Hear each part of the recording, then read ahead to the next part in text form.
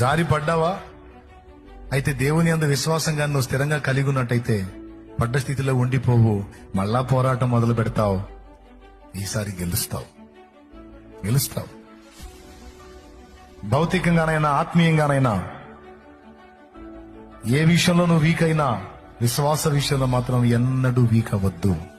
ఎందుకంటే దేవుడు నీలో క్రియ జరిగించాలంటే ఆ విశ్వాసమే ఆధారం గనక రక్షణకు అదే ఆధారం, దేవుని ఆశీర్వాదానికి అదే ఆధారం, దేవునికి మనం ఇష్టడుగా ఉండడానికి అదే ఆధారం, దేవుని యొద్ద కార్యాలు పొందడానికి అదే ఆధారం, దేవుని కొరకు బలమైన కార్యాలు సాధించడానికి అదే ఆధారం. విశ్వాసమే. రేపు బహుమానానికి కూడా అదే ఆధారం, కిరీటానికి కూడా అదే ఆధారం, నిత్య జీవాన్ని చేరడానికి కూడా విశ్వాసమే ఆధారం.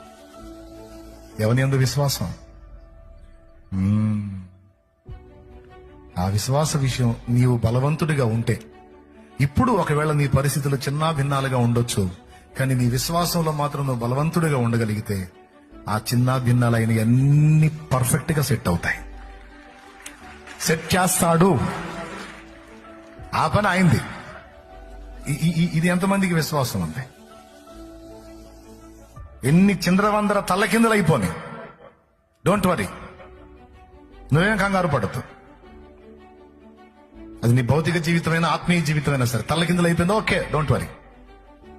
దాన్ని బట్టి అక్కడే కుంగిపోయి అక్కడే కూర్చుండిపోయి ఇక ఇంతే అని అవిశ్వాసలాగా మాట్లాడొద్దు, అనుకోవద్దు, తలపోయొద్దు.